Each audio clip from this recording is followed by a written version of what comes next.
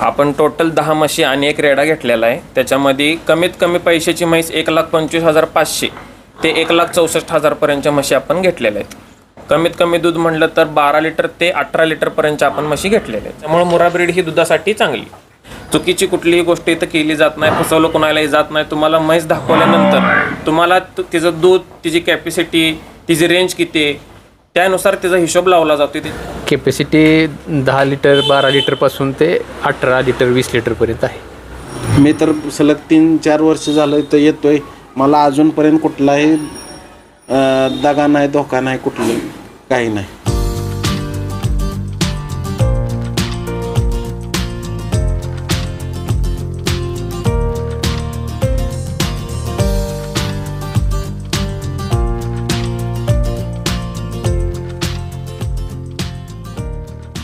नमस्कार शेतकरी मित्रों, आज फिर आपके लिए एक नया वीडियो लेके आए हैं अपने सुमित पानू डेयरी फार्म से। अपने पास महाराष्ट्र से शेतकरी आए हैं, सांगली से और पूना से। आपको सारी जानकारी डिटेल में देंगे, इन्होंने कितना भैंस लिया, अपने डेयरी फार्म का इनको कैसे पता चला। हर बार आपके लिए एक नया वीडियो लेके आते हैं, कुछ ना कुछ नया सिखाने की कोशिश करते हैं आपको। जिसको भी भैंस लेनी हो, अपने सुमित पानू डेयरी फार्म का नंबर आपके स्क्रीन पे लगातार आपको चलता दिखाई देगा। तो आइए आपसे शेतकरी भाइयों से आपका परिचय करवाते हैं। नमस्कार सर। नमस्कार। सबसे पहले आपका पूरा नाम, पता, कहाँ से सर? प्रतीक खोत, तालुका कवठेमहांकाळ, जिल्हा सांगली। आपका सर? बाळासाहेब घोगरे, सुरवड, तालुका इंदापूर, जिल्हा पुणे। सचिन खोत, कोंगनोळी, तालुका कवठेमहांकाळ, जिला सांगली। तो खोत साहब, सबसे पहला सवाल यही है कि आपको इस भैंसों के काम में आने का कैसे ये हुआ कि मेरे को ये गोटे का काम स्टार्ट करना चाहिए? पारंपरिक रीतीने आमच्या घरी शेतीच करतात पहिल्यापासून, पण आत्तापर्यंतच्या ज्या म्हशी होत्या त्या आपल्या देशी होत्या, महाराष्ट्रातल्या ब्रीडच्या होत्या। तर त्या कमी दूध देणं, त्याच्यानंतर गाप गेल्यानंतर लगेच भाकड काळ सुरू होणं, त्याच्यामुळे आपण विचार केला की मुर्रा म्हशीकडे आपल्याला वळायचं आहे। आपके उधर की भैंस है, पंढरपुरी है, गावरान है, और इधर की मुर्रा, इसमें आपके हिसाब से, चलो अभी आप नए हो, फिर भी अभी के हिसाब से भी आपको क्या डिफरेंस लगता है कि यही क्यों परवडती है? परवडण्यामागचं कारण ह्यांचं मुर्रा म्हशीचं दूध काळ देण्याचा काळ जास्त, गाप गेल्यानंतर पण 7-8 महिने दूध देणं, येल्यापासून टोटल 9-10 महिने दूध देणं। मग देशी ब्रीडमध्ये तसं नाही, गाप गेल्यानंतर लगेचच आटतं, दूध द्यायचा काळ कमी आहे। मग त्याच्या मागचं वैरण, ड्राय पिरियडमध्ये त्यांना सांभाळणं, ते सगळं परवडत नाही। त्याच्यामुळे मुर्रा ब्रीड ही दुधासाठी चांगली। अपने डेयरी फार्म में आने से पहले आप लगभग कितने गोटे विजिट कर चुके हो? तुमच्या डेअरी फार्मवर येण्या अगोदर मी कमीत कमी 50 गोट्यांना विजिट दिलेली आहे। तो उनमें से मेन जो आपको याद हो, आपको कहाँ सबसे अच्छा लगा? सगळ्यात चांगली गोष्ट अशी होती की त्या गोट्यांवरचं जे चाऱ्याचं नियोजन, चुकीचा गैरसमज लोकांच्या मनातला की वल्ले वैरण जास्त वापरा, वाळली वैरण कमी वापरा, ही मिनरल मिक्सचर टाका, त्याच्यानंतर ही इंजेक्शन द्या, त्याच्याशिवाय तुमचं काम चालणार नाही, ह्या गोष्टी महत्त्वाच्या। लोकांना एक गैरसमज त्यांच्या मनात निर्माण झाल्यानंतर लोक ती तिकडे जाण्यापेक्षा ती तिकडे कंटाळून नाही म्हणतात त्या गोष्टीला। कारण की आत्ताच्या सध्याच्या परिस्थितीमध्ये 10 म्हशी असो, 20 म्हशी असो, कोणच रोज 35 किलो वल्ला चारा, 30 किलो वल्ला चारा आणू शकत नाही। जर त्याला आणायचं असेल तर त्याला 2 भैया सोडून सेपरेट लेबर घ्यावं लागेल। ही जर 3 माणसं कामाला ठेवली तर ती डेअरी फार्म परवडणारच नाही, ती लॉसमध्ये जाणार। त्याच्यामुळं त्या गोट्यांचं नियोजन आपल्याला, असं नाही की ते चुकीचं करतात, त्यांच्या पद्धतीने ते बरोबर आहे। आपल्याला पटलं नाही, आपण इकडं आलो, आपल्याला इकडून माहिती भेटली, चांगलं नियोजन दिसलं, तुमचा संपर्क झाला, त्याच्यामुळे आपण इथं आलो। आपको मेरे डेयरी फार्म का कैसे पता चला कि मैं भी भैंस देता हूँ, या कैसे भी? मला डायरेक्ट तुमचा व्हिडिओ यूट्यूबला दिसत होतं, पण त्याच्या अगोदर मी पैलवान रोहितदादा शिंदे यांच्या गोट्यावर 2 वेळा विजिट केली होती। त्यांचा संपर्क, माझा संपर्क यूट्यूबच्या मार्फतच झाला होता। त्यांच्याकडे आलेल्या म्हशी मला माहित होतं तुमच्याकडून आल्या आहेत, त्यांचं नियोजन कसं आहे, ती कसं आहे, मी सगळं बघण्यासाठी त्यांच्या गोट्यावर 6 महिन्यापूर्वी गेलो होतो। गेल्यानंतर तिकडून तुमचा आणि संपर्क मला त्यांच्या मार्फत झाला, आणि त्यांच्यामुळेच आपण ह्या मशीनचं पूर्ण, म्हणजे त्यांच्या विश्वासावर त्यांनी पूर्ण मदत केली आपल्याला। त्यांनी आपल्याला चांगलं नियोजन सांगितलं, चांगलं मार्गदर्शन दिलं, तर त्यांनी आपल्याला लेबर तुमच्या दोघांमार्फत आपल्याला लेबर भेटला, जे काय झालं ते आत्ता त्यांच्या भरोश्यावर आपण केलेलं आहे. आप इनके गोटे में गए, इन्होंने समझाने में कोई कमी रही हो या कुछ भी? मी फर्स्ट टाइम ह्यांच्या गोट्यावर जायच्या अगोदर असा गैरसमज होता की ह्यांचं पण म्हणजे काय, ह्यांच्याकडे गेल्यावर काय म्हशी ह्यांच्याकडूनच घ्यायला होतात का, किंवा हे म्हशी इकडं महाराष्ट्रात आणून त्यांच्याकडून घ्या असं म्हणतात का, किंवा हरियाणात पाठवल्यावर ह्यांचं काय आहे का असं वाटलं होतं, किंवा प्रशिक्षणचे सांगण्यासाठी तिथे गेल्यावर पैसे मागतात का. पण असं काही नव्हतं. त्यांच्या गोट्यावर त्यांचे वडील, त्यांचे बंधुराज, कोणी त्यांच्यापैकी तिघांपैकी कोणी असतंय, कोणीही गेलं तर पैसे घेत नाहीत आणि तुम्हाला जी नॉलेज पाहिजे ती भेटतंय. दुसरी महत्त्वाची गोष्ट म्हणजे जी गैरसमज मार्केटमध्ये पसरल्यात, आता ते काय गैरसमज आहे ते प्रत्येकानं आपापल्या हिशोबानं बघू शकताय, पण जी माझ्या मनात गैरसमज होतं ते सगळं दूर झालेलं आहे. ये सवाल आपसे क्यों पूछा, हम दोनों ने मिलके लगभग अभी 1 साल ही हुआ है ट्रेनिंग सेंटर बनाया उधर इंदापुर में. तो कुछ जो हमने वो वीडियो बनाई तो कुछ कमेंट आए कि थोड़े दिन बाद आप भी पैसे लेने लग जाओगे. तो इसीलिए आपसे पूछा भैया, आप 1 साल हो गया उधर आप पूछने गए, सीखने गए, भाई कोई पैसा लिया गया ऐसा कुछ? पैशाचा विषय तर लांब राहिला. आता दुसरीकडं जी चालू आहे सध्या, आपल्याला त्याच्यासोबत काय कंपॅरिझन करायची नाही. आपल्याला इथं हरियाणामध्ये आल्यानंतर किंवा रोहितदादांच्या गोट्यावर गेल्यानंतर जी काही माहिती भेटली, इथं आपण आल्यानंतर प्रत्येक मशीनचा व्यवहार समोरासमोर बघितलं. त्याच्यामुळे पैसे घ्यायचं किंवा नंतर यूट्यूबवर नीट बोलायचं, इथं आल्यावर पैसे मागायचं, गैरसोय करायची त्या माणसाची, त्याला भुरळ पाडायची की बाबा असंच करायला लागतंय, असं केलं तरच तुझा गोटा सक्सेसफुली, सगळं चुकीचं आहे. असा पैशाचा काही विषय इथं नाही. जे काय व्यवहार तुमचा होतो ती पारदर्शक तुमच्या डोळ्यासमोर होती. तुम्हाला करायचं असेल तर करा, नाही तर राहू दे, दुसरा ऑप्शन तुमच्यापाशी आहेत. अभी आपने कितनी भैंस ली है और उसमें कम से कम रेट क्या है, ज़्यादा से ज़्यादा रेट कितना है, कम से कम दूध का कैपेसिटी कितना और ज़्यादा से ज़्यादा दूध का कैपेसिटी कितना है? आपण टोटल 10 म्हशी आणि 1 रेडा घेतलेला आहे. त्याच्यामध्ये कमीत कमी पैशाची म्हैस 1,25,500 ते 1,64,000 पर्यंतच्या म्हशी आपण घेतलेल्या आहेत. कमीत कमी दूध म्हटलं तर 12 लिटर ते 18 लिटर पर्यंतच्या आपण म्हशी घेतलेल्या आहेत टोटल. जो आपकी खरीदी हुई है उससे आप संतुष्ट हो या अभी भी कि ये है कि कुछ ऊपर नीचे होना चाहिए था? नाही, जे काय व्यवहार झाला त्याच्यात मी पूर्णपणे समाधानी आहे. जे मला आवडत होतं, म्हणजे जी माझी इच्छा होती किंवा जे रोहितदादांचं मार्गदर्शन होतं, तुमचं मार्गदर्शन होतं, ते मला पूर्ण पटलेलं आहे आणि कुठलीही म्हैस ह्याच्यामध्ये चुकीची लागली असं मला वाटत नाही.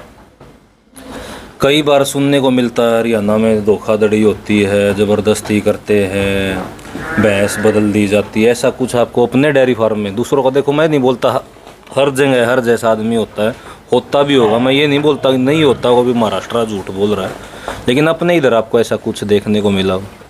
बाकीच्यांचं झालंय असं गैरसमज की कुणाचं तरी ऐकून किंवा त्यांच्यासोबत एकाला फसवलं की ते 100 जणांपर्यंत मेसेज पोचवायचा की मी हरियाणात गेलतो आणि मला चुकीची म्हैस दिली. एक तर त्यांचं नियोजन चुकीचं आहे, दुसरी गोष्ट त्यांना जो म्हैस सिलेक्ट करून देणारा माणूस होता तो चुकीचा असेल. मी म्हणत नाही की चुकीचं नाही, झालं असेल एखाद्यासोबत चुकीचं, पण इथं तुमच्या गोट्यावर आल्यानंतर जो माणूस स्वतः येऊन अनुभव घेईल त्यालाच कळेल की बाबा काय इथं खरं आहे काय खोटं आहे. चुकीची कुठलीही गोष्ट इथं केली जात नाही, फसवलं कोणालाही जात नाही. तुम्हाला म्हैस दाखवल्यानंतर तुम्हाला तिचं दूध, तिची कॅपॅसिटी, तिची रेंज किती आहे त्यानुसार तिचा हिशोब लावला जातो, तिचे पैसे ठरवले जातात. त्यातनं पण तुम्हाला जर नाही पटलं तर जबरदस्ती केली जात नाही, तिथून तुम्हाला दुसरीकडे दाखवून शेतकऱ्याकडे दुसरी म्हैस दाखवली जाते. नमस्कार सर. नमस्कार. सरपंच साहब, आपने कितनी भैंस ली है, कम से कम क्या रेट है भैंसों का, ज़्यादा से ज़्यादा कितना रेट है, कम से कम दूध की कैपेसिटी क्या है और ज़्यादा से ज़्यादा क्या रेट की कैपेसिटी? 10 म्हैस ली आहे. 10 म्हशी घेतलीत. कमीत कमी एक 20 ते एक 60-70 पर्यंतच्या. कॅपॅसिटी 10 लिटर 12 लिटरपासून ते 18 लिटर 20 लिटरपर्यंत आहे. इतना चिंता फ्री होके भैंस क्यों ली है आपने, इसका कारण पूछना चाहता हूँ. इसका कारण आमच्या मामांचा मुलगाचा गोटा गावातच आहे आमच्या, आणि त्यामुळं त्यांनी 3 वर्षापासून गोटा चांगल्या पद्धतीने चालवतात. त्यामुळे मला कुठलीही अडचण येणार नाही, काय आई येऊ शकणार नाही, का तर जवळच गोटा असल्यामुळं, आणि त्यांचा अनुभव मला उपयोगी पडेल. नमस्कार सर. नमस्कार. बहुत बार मिल चुके हैं, तो अब की बार कैसा एक्सपीरियंस है इनकी खरीदी के आपके हिसाब से? आता प्रत्येक वेळेस येतो, प्रत्येक वेळेस कस्टमर नवीन, खरेदी नवीन. आता हे आमच्या आत्यांचे चिरंजीव आहेत त्याच्यामुळं काय घरचाच विषय आहे. म्हशी सगळ्या टॉप लेवलच्या घेतलेल्या आहेत आणि खोत साहेबांची खरेदी 6 महिन्यापूर्वी माझ्याकडे एकदा आले होते. मला म्हणले डेअरी फार्म काय होतं, काही जण येतात मग माहिती घेतात कोणाची परिस्थितीची काय अडचण असेल, कोणाचं काय, किंवा आपण कोणाला बळजबरी कधीच केलेली नाही की बाबा तुम्ही म्हशी इथूनच घ्या म्हणून. जे त्याच्या सोयीनुसार कुठून पण म्हशी घ्या. मग दाजींचा आमच्या गोठा तयार झाल्यानंतर म्हशी खरेदी करण्यासाठी मला म्हणले जाऊ म्हणल्यावर चला म्हणलं. म्हशी बी चांगल्या क्वालिटीच्या सगळ्या आणि माझ्या अनुभवानुसार आज खोत साहेबांच्या गाडीचं 130, 35, 140 लिटर दूध निघेल आणि सरपंच साहेबांच्या गाडीचं 150+ दूध 100% निघेल.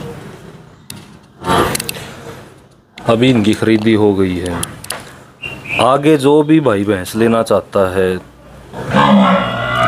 अगले महीने जो आएगा और भी महाराष्ट्र का, तो उसको आप क्या बोलना चाहोगे? ज्याला कोणाला नॉलेज नसेल, तुमच्या माहितीतनं कोण जाणकार माणूस असेल तर त्याला बरोबर घेऊन जावा. नसेल तर सुमित शेट तर स्वतः जाणकार हुशार आहेतच. आता कालचंच एक उदाहरण सांगतो. खोत साहेबांची एक म्हैस खरेदी केली होती, ती गोट्यावर आल्यानंतर त्या म्हशीला प्रॉब्लेम वाटला म्हणून एखादा व्यापारी म्हणला असता बाबा झाली खरेदी, चला म्हैस गाडी लोड करा, पाठवून द्या. आज खोत साहेबांना समोर विचारा, त्यांची म्हैस स्वतः सुमित शेट म्हणले ह्या म्हशीला प्रॉब्लेम आहे, म्हैस चेंज करावं लागते. म्हैस आज चेंज करून दिली त्यांना. त्यामुळं बिनधास्त इथं या, काही अडचण नाही. आणि व्यवहाराचं तर काय समोर सगळं आपल्या समोरच आहे. आणि पैशाचा विषय झाला तर पूर्ण गाडी खरेदी झाल्यानंतर गाडी लोड करण्याच्या वेळेस पैसे त्यांना पे करावं लागतात. की असं नाही की बाबा आधी ॲडव्हान्स द्या, माझ्याकडं तुम्ही गुंतून राहाल, ॲडव्हान्स दिल्यानंतर ॲडव्हान्स द्या नका देऊ. इथं पैशाचा कुठलाही विषय नाही. त्यामुळे ज्यांना कोणाला म्हशी घ्यायच्यात त्यांनी बिनधास्त इथं येऊ शकता. मी तर सलग 3-4 वर्ष झालं इथं येतो आहे. मला अजूनपर्यंत कुठलाही दगा नाही, धोका नाही, कुठलं काही नाही. एक चीज़ पूछूंगा, आप पुराने हैं, इन्होंने भी आपने भी खरीदी की है घूमने,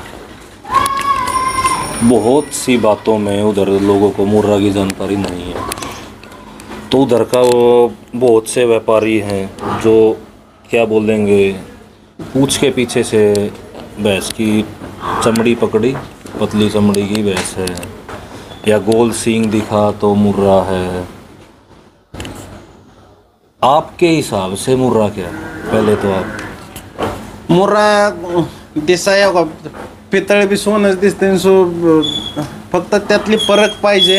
खाली कासेची रचना, तिची दुधाची कॅपॅसिटी, शरीराची रचना, हे थोडं ज्याला माहिती नाही त्याने माहितीचा माणूस 100% आणला पाहिजे. हां, कोणच नसेल तर सुमित शेट तर आहेतच. म्हशीची रचना लगे लक्षात येते. तुम्ही गुजरातची बन्नी म्हैस बघा आणि मुर्रा म्हैस बघा, तुम्हाला लगे डिफरन्स. यूपीवाली म्हैस बघा, हरियाणाची म्हैस बघा, त्यात पण डिफरन्स तुम्हाला लगेच कळून येईल. शेतकरी भाइयों, सबसे पहले आपको एक चीज़ बता दूं, इससे लंबा दूध नहीं देती भैंस कोई भी. आपको हरियाणा के नज़दीक लगता पंजाब है, यूपी है अपना, फिर ये एमपी हो गया, राजस्थान हो गया, इधर की भैंस का भी रिंग सिंग गोल होता है, तो मुर्रा नहीं होती है. मुर्रा एक तो भैंस लंबा दूध देती है, इससे शांत भैंस नहीं होती. जब आमने सामने खड़ी करोगे तो आपको भी थोड़ा नॉलेज आ जाएगी. फैट ज़्यादा होता है. आपके उधर जितने भी बाज़ारों में भैंस सेल होती है वो सारा यूपी और एमपी का माल होता है, मुर्रा नहीं होती. नॉलेज नहीं होती तो फंस जाता है आदमी. क्यों, मेरे पास बहुत से फ़ोन आते हैं, सर मैं घोड़ेगांव से, काष्टी से, संगोला से या फिर और किसी उधर व्यापारी से भैंस लाया था, मुर्रा थी, आया 1 महीने 2 महीने बाद पैर उठाने लग गई, दूध नहीं दे रही, प्रेग्नेंट होते ही दूध नहीं दे रही. वो चीज़ होती है सर. ऐसे हो आप इतना शांत को बैठे हैं सर? खुश नहीं है हरियाणा आके? खुश है, कोई बात नहीं. संतुष्ट हैं खरीदी से? हो, चांगलं. हरियाणा के आदमी लोग जानवर कैसे हैं? जानवर चांगला है. ठीक है शेतकरी भाइयों, भी आपको दोनों सरपंच साहब ने भी और खोत साहब ने जो भैंसें ली हैं, 20 की 20 भैंसों का और जो रेड़ा लिया, पूरा डिटेल 1 बाय 1 आपको पूरा डिटेल देते हैं. कोंगड़ी गांव, कोटे महाकाल जो गाड़ी जा रही है उसकी पहली भैंस 1,60,000 रुपये की भैंस ली है, अभी चीक से खाली होती है। सेकंड टाइमर है, रिंग सिंग आप देख सकते हैं भैंस का पूरा हाइट लेंथ। गाड़ी का जो 10 भैंस के साथ एक रेडा जा रहा है, भैंस का रेडे का दांत रेडा, टेस्टिकल, हाइट लेंथ, रिंग सिंग आप देख सकते हैं। रेडे का बहुत टॉप क्वालिटी का रेडा है, दांत रेडा है, ब्रीडिंग साठी रेडा है ये। सेकंड नंबर पे जो भैंस आ गई है अपनी थर्ड लैक्टेशन में, पूरी हाइट लेंथ की। अभी लगभग सभी भैंसों का दूध निकल चुका है, फिर विकास क्वालिटी सड़ क्वालिटी आप देख सकते हैं। चीक से खाली होती भैंस का इतना अच्छा ऑर्डर और सड़ है। भैंस की मिल्क कैपेसिटी कम से कम 16-17 लीटर दूध मिल्क कैपेसिटी की भैंस है। गाड़ी की थर्ड नंबर की भैंस है, सेकंड लैक्टेशन में है। रिंग सिंग हाइट लेंथ आप भैंस का देख सकते हैं। टाइट ऑर्डर की जो मशीनी सड़ बोलते हैं, मशीनी सड़ की भैंस है सेकंड लैक्टेशन में। बहुत ही एक अच्छा इधर टॉप रेड आवाज बुल, उसके नीचे की इसकी कटिया है। फीमेल काफ 4 दिन का फीमेल काफ का फिर से थर्ड लैक्टेशन की भैंस आ गई। ये भैंस 1.5 लाख रुपए की है। फोर्थ नंबर का भैंस अभी शाम को 1,30,000। फिर से थर्ड लैक्टेशन का भैंस 1,30,000 रुपये का, 13-14 लीटर मिल्क कैपेसिटी है भैंस का। ये भी थर्ड लैक्टेशन का भैंस है, 17-18 लीटर मिल्क कैपेसिटी है। अभी शाम को भैंस चीक से खाली हुई है, लेकिन खाली होने के बाद भी टाइट ऑर्डर भैंस का आप चेक कर सकते हैं। ये भी थर्ड लैक्टेशन की भैंस है, 1,25,000 रुपये की भैंस है। मौके पे भैंस में अभी 15 लीटर दूध काटे पे है। थर्ड लैक्टेशन की भैंस, थोड़ा सींग खुला है, लेकिन भैंस 17-18 लीटर मिल्क कैपेसिटी की भैंस है। गाड़ी की 10वें नंबर पे गाड़ी में भैंस जो है सेकंड लैक्टेशन में, कितना अच्छा ब्यूटी का, हाइट लेंथ का, रिंग सिंग आप भैंस का देख सकते हैं। भैंस अभी चीक में है और सड़ कितना टॉप क्वालिटी का सड़ है, कितना अच्छा रिंग सिंग, पूरा हाइट लेंथ, बहुत टॉप ब्रीड की भैंस है। 10 का 10 भैंस आपका डिटेल दे दिया गया है। गाड़ी में भैंस कम से कम 13-14 लीटर से लेके 18-19 लीटर का मिल्क कैपेसिटी का भैंस है। अपनी ये जो लास्ट भैंस है 17-18 लीटर मिल्क कैपेसिटी की, 1.5 लाख रुपए की टॉप क्वालिटी की सेकंड लैक्टेशन की भैंस। पूना इंदापुर का लोड की सबसे पहली भैंस आप देख रहे हैं, 16-17 लीटर मिल्क कैपेसिटी भैंस का। थर्ड लैक्टेशन में है भैंस, पूरी हाइट लेंथ टॉप क्वालिटी की भैंस है, 1,40,000 रुपये की। सेकंड लैक्टेशन की, फिर से पूरी हाइट लेंथ की। एक भैंस का सींग टूटा हुआ है, इस वजह से भैंस का रेट बहुत डाउन है। आप सड़ और कांच भैंस का देख सकते हैं। भैंस 1,40,000 रुपये की भैंस है। गाड़ी में थर्ड नंबर पे जो भैंस है बूरी, अभी सेकंड टाइम जनेगी। फर्स्ट टाइम में भैंस का 18 लीटर मिल्क रिकॉर्ड है। पूरी हाइट लेंथ की पूरी बड़ी भैंस है। भैंस को अभी भी जनने में 15 दिन बाकी है। भैंस से अपेक्षा तो 23-24 लीटर की है, लेकिन 20 लीटर प्लस फिर भी देगी। सेकंड टाइम बूरी इतनी हाइट लेंथ की मिलती नहीं है। 6 दांत, 1,50,000 रुपये की। गाड़ी की सबसे बड़ी, सबसे ज़्यादा दूध की भैंस थर्ड लैक्टेशन में है। थर्ड लैक्टेशन में काविंग करेगी, थर्ड लैक्टेशन में जनेगी भैंस। 1,60,000 रुपये की भैंस है। सेकंड लैक्टेशन में भैंस ने 21 लीटर मिल्क निकाला हुआ है। भैंस का हाइट लेंथ इतना है कि आप देख सकते हैं, कैमरे में भी नहीं आ रहा, बहुत दूर जाके भैंस से वीडियो बनाना पड़ता है। अभी भैंस को जनने में कम से कम भी 15 दिन बाकी है। फोर्थ नंबर पे जो भैंस है गाड़ी में थर्ड लैक्टेशन में है। ऑर्डर आप देख सकते हैं भैंस का। भैंस में मौके पे अभी 16 लीटर दूध चालू है, 1,30,000 रुपये की। ये भी 1,30,000 रुपये की भैंस। अभी भैंस में इसमें भी मौके पे 15-16 लीटर मिल्क चालू है भैंस में। गाड़ी छठे लैक्टेशन में भैंस है, अभी चेक से खाली होती भैंस से खाली होती में 13-14 लीटर मिल्क है भैंस में। सेकंड लैक्टेशन में है, टॉप क्वालिटी की भैंस है। 1,40,000 रुपये की। ये फिर से आ गई अपनी सेकंड लैक्टेशन की। बहुत तकड़ी भारी भरकम भैंस है। 1,26,000। गाड़ी की अपनी 9 नंबर की भैंस है, पूरी भारी भरकम। 1,40,000 की। 15-16 लीटर मिल्क अभी मौके पे चालू है भैंस में। गाड़ी की 10वें नंबर पे जो भैंस है, थोड़ा सा सींगड़ी खुला है, लेकिन मेले से लग चुकी है भैंस अभी। और भैंस में कांटे पे 16 लीटर मिल्क है। 1,35,000 रुपये की। जिस भी भाई शेतकरी भाई को भैंसे लेनी सुमित पानू डेयरी फार्म में स्वागत है।